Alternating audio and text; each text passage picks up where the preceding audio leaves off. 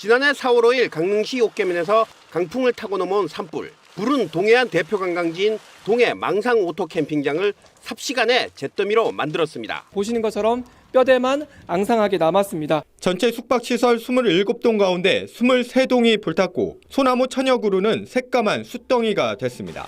산불이 나니까 그 바람에 솔방울이 거기에 이제 불이 붙으면서 그냥 무너져 내렸고 바닷가에 있는 리조트가 소실이 되리라고는 생각도 못했어요.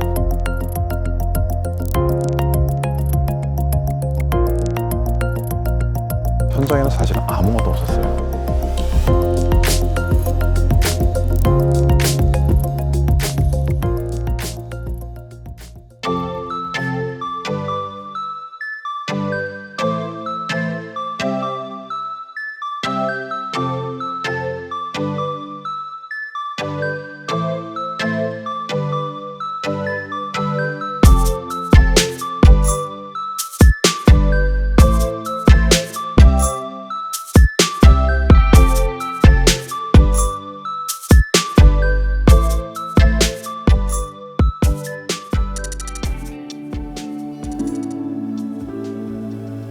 (2019년도) 4월 동해안 대형 산불로 인해 가지고 이 성지 전체가 이제 소실이 됐습니다. 어떻게 해야 될까 하는 생각이 좀 막막했어요, 사실.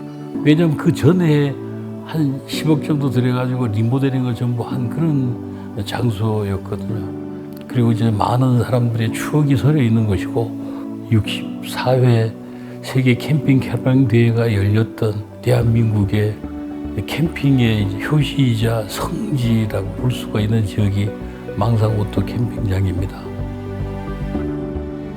그 지역만의 어떤 특색 있는 관광지를 개발을 해야지 지역 주민들이 활용을 할 수가 있고 또 소득과 직결이 될 수 있다, 그렇게 생각을 해서 시 전역을 이제 특화된 관광지를 만들고자 하는 게 제 목표입니다. 망상 오토 캠핑장 같은 경우에도 쓰레기 매립장이었습니다. 그래서 이것을 이제 친환경적으로 복구를 해야 되겠다는 생각으로 처음에 오토 캠핑장을 만들었고, 우리 시가 이제 관광적인 측면에서나 역사적인 측면에서 내놓을 만한 그런 시설이었기 때문에 복구를 하는데, 그때 이제 얼핏 생각난 게 우리 이형재 교수님이 생각이 났어요. 사실 기본적인 설계를 좀 부탁을 드려야 되겠다.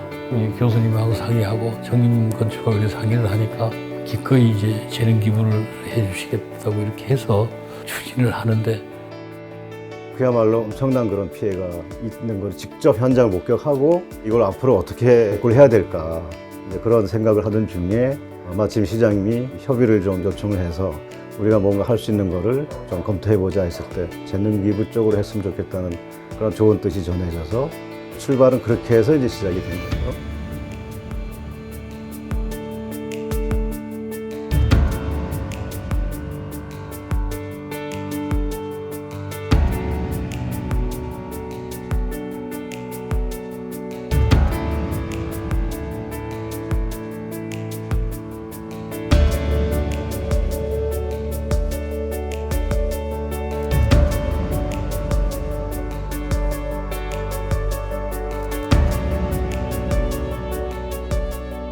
수주할 때도 사실은 우리나라의 메이저하고 아마 경합이 있었던 걸로 알고 있어요. 하지만 최종 낙찰은 이제 정림, 저희가 이제 수주를 하게 된 거죠.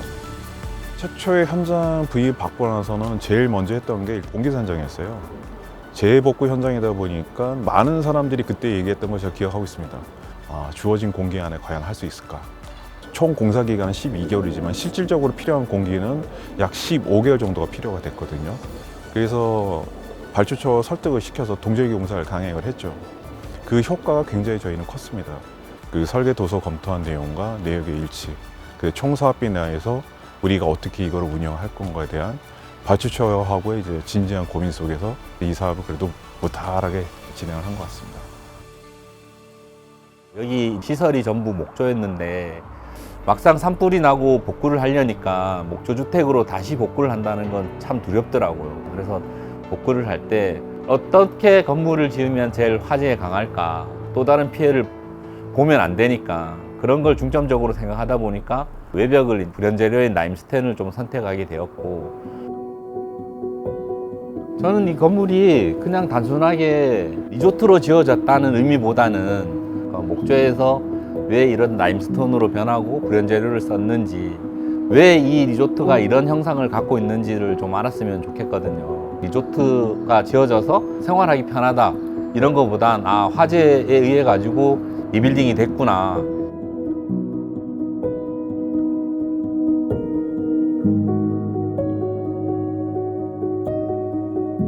제가 이 동해망상 오토캠핑장 할 때 가장 좋아하는 공간인데, 여기가 과거와 현재와 미래가 다 같이 있는 공간입니다. 지금 보시는 돌은 19년도 화재가 났을 때 동해망상에서 소위 우리끼리 얘기하는 살아남은 돌이거든요. 현장을 갔더니 화강암 돌로 입석을 세워놨는데 그게 불꽃을 맞으니까 이게 비늘처럼 이게 깨져 나갔어요. 돌이 불을 맞으면 이렇게 비늘처럼 깨진다라는 거를 너무 놀라서 내가 이 작업실에 갖다 놓고 오시는 분들한테 이거 봐라, 이렇게 무서운 거다. 우리 설계 잘해야 된다. 비록 화마로에서 전에 있던 집들이 폐허가 됐지만 더 특징이 있고 더 상징성을 가질 수 있는, 또 이 시대에 좀 새로운 트렌드가 될 수 있는 그런 디자인을 시장님도 원하셨고, 그걸 하기 위해서 많이 노력을 했던 거죠. 설계 변경 건이 굉장히 많았기 때문에 중간 공정 보고를 했습니다. 시장님, 부시장님, 국장님, 각 실에 있는 과장님들, 동해시에 있는 모든 책임자들은 동해시 컨벤센터에다 모아놓고 한번 중간 공정 발표회를 제가 진행을 했었죠. 그때 하는 모습을 보시고도 CM을 하니까 다르구나 하는 걸 느끼지 않으셨나. 예비준공 검사한 결과를 제가 이만한 바인더로 만들어서 월요일날 시장님 회의하는데 제가 들어갔었습니다. 그래서 시장님, 저희가 펀치리스트를 이만큼 잡아갖고 왔습니다 했더니 시장님이 당황하셨어요. 이만큼 공사가 안 됐어요? 그게 아니고 저희가 품질을 최대한 더 높이기 위해서 본사 지원을 받아서 이만한 펀치를 잡아놨기 때문에 원만하게 더 저희 준공할 수 있습니다 했더니 시장님이 이때 웃는 모습 제가 기억하고 있습니다.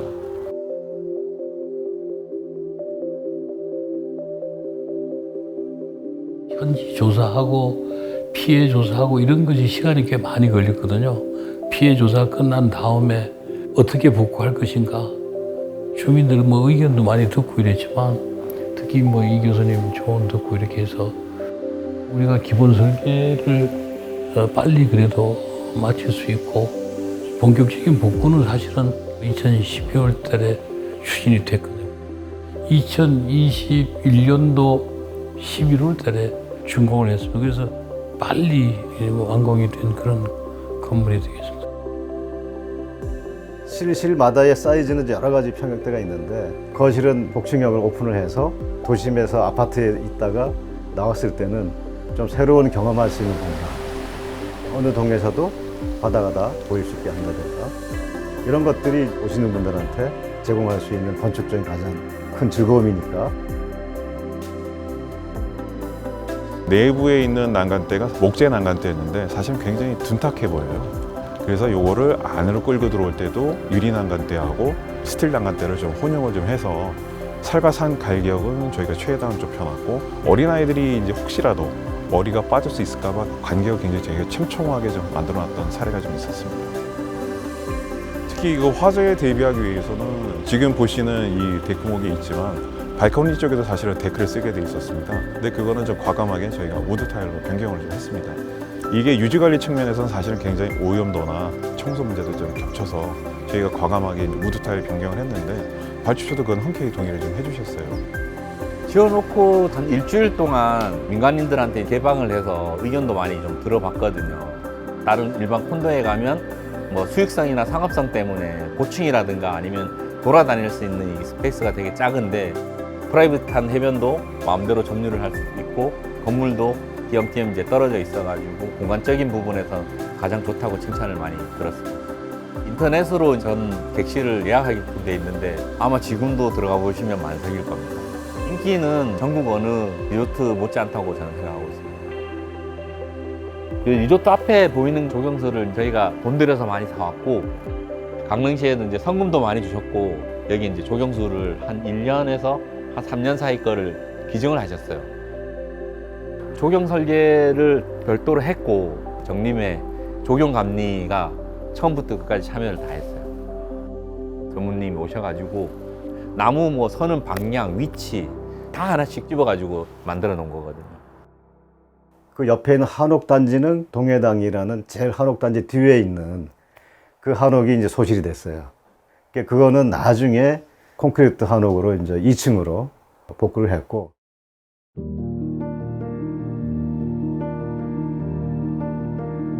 건축을 하면서 내 자신의 어떤 기술, 능력 뭐 이런 것보다는 정림이란 조직에서 배운 여러 가지들이 훨씬 많아요. 건축을 대하는 태도라든가 선배들한테 배운 사회 기여, 또 저 이후에 후배들이 또 계속 이어서 또 더 큰 봉사나 그런 재능기부 기여를 하면 좋겠고요. 이번에 망상 프로젝트도 화마로 인해서 폐허가 된 이런 그 지역에 관해서 어려울 때 우리 같은 전문인 조직 집단들이 같이 협업을 해서 빨리 복구를 하고 질 좋은 결과를 만들 수 있고, 이런 건 아마 좋은 선례가 아닌가. 갑자기 예기치 않은 불이 나고 어떻게 복구할 것인가는 굉장히 큰 과제였습니다. 근데 이것이 오히려 전화위복의 계기가 되지 않았느냐, 또 미래로 발전할 수 있는 또 한 단계 차원 높은 그런 관광지를 만들 수 있는 그런 기회가 되지 않았나 이렇게 생각을 합니다. 우리나라 오토 캠핑 문화의 효시이자 성지로서의 어떤 가치를 재인식할 수 있는 계기가 됐고, 작품 하나가 이렇게 우리 동해시의 생김으로 인해서 저 개인적으로도 가슴 뿌듯하게 생각하고 시민들이 전부 자랑스러운 그런 건축물로 이제 생각을 하고 있습니다.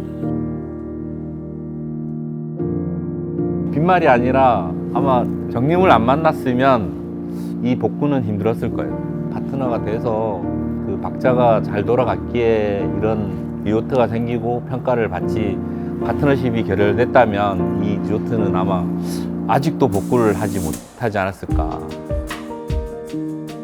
제가 어디 나가서도 정림 하는 게 이렇게 만나보니까 왜 그 CM이라는 게 필요하고 건설사업 관리단을 썼을 때 이 시너지 효과가 나는지를 저는 몸소 느꼈거든요. 서로에게 그 시너지 효과를 뭐 100배, 1000배 낼 수 있는 부분이니까 당연히 CM들을 컨택을 해줬으면 좋겠어요.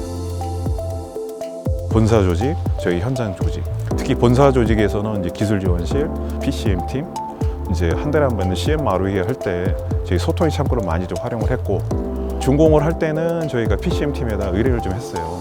현장 인원 말고 본사 인원 25명 정도 되죠. 지원을 받아서 예비 준공업소뿐만 아니라 준공업소 때 활용을 좀 했었죠.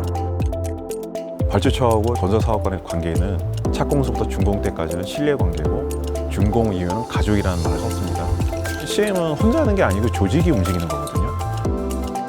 즉 CM은 팀워크입니다.